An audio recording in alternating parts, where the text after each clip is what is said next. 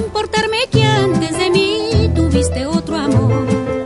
Fuiste flor deshojada cuando te conocí, sin saber si me amabas, todo mi amor te di. Fuiste flor deshojada cuando te conocí, sin saber si me amabas, ay, todo mi amor te di.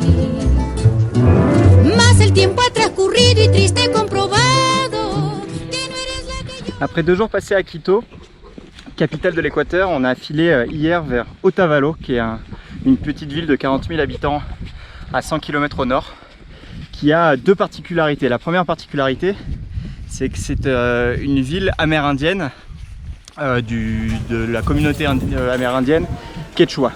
Les Quechua, donc c'est une communauté amérindienne qui est très reconnaissable au niveau de son style vestimentaire et on les voit partout ici au village, et qui sont très réputés pour leur artisanat et notamment leur artisanat de tisserand.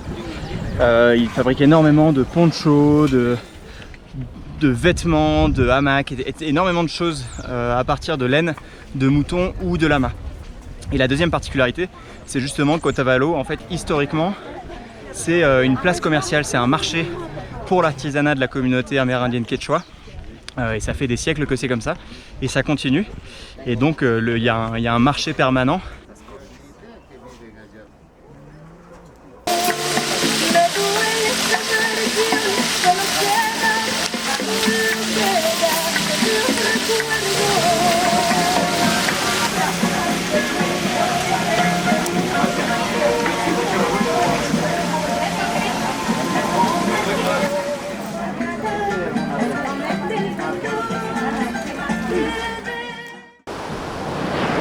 Donc voilà maintenant dans la réserve de la cascade de Peguche, qui est vraiment juste au-dessus de la ville d'Otavalo, à 1,5 km, qui est au milieu d'une forêt, une rivière qui finit sur une cascade de 30 mètres et puis qui continue son chemin jusqu'à la ville.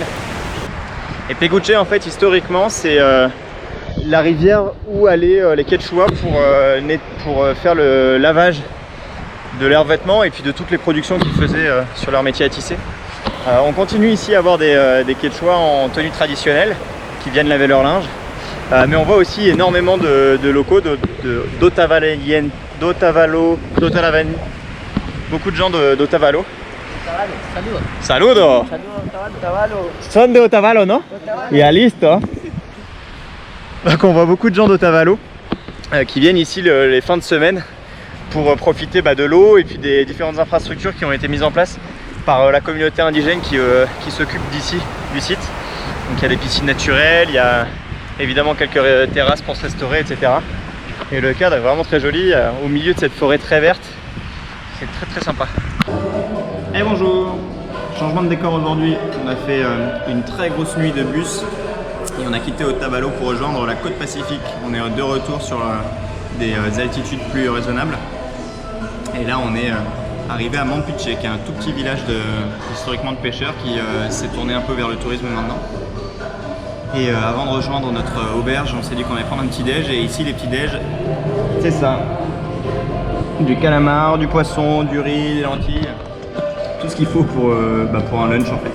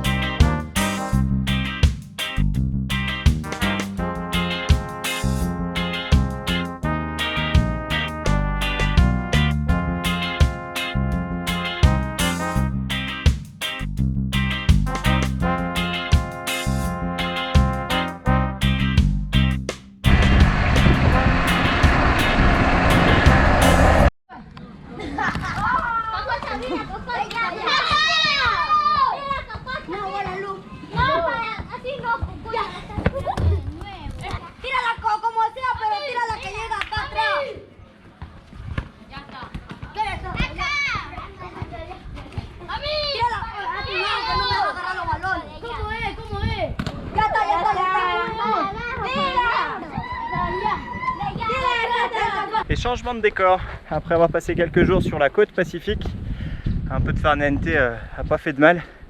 On est reparti en altitude, on est aujourd'hui autour des 3000 mètres d'altitude dans la région du Cotopaxi et du Quilotoa qui est une région volcanique pour 2 jours et demi de randonnée.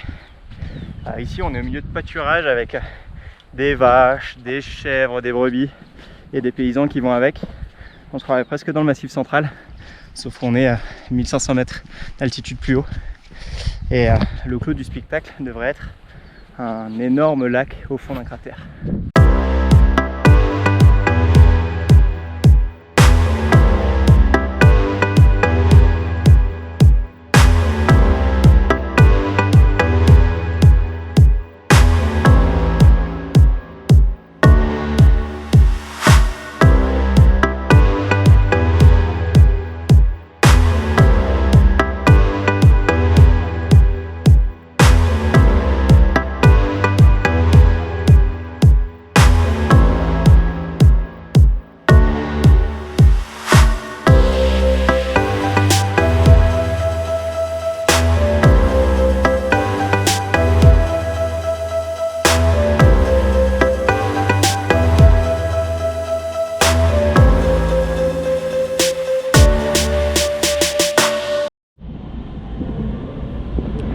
Bon, tout est allé très vite.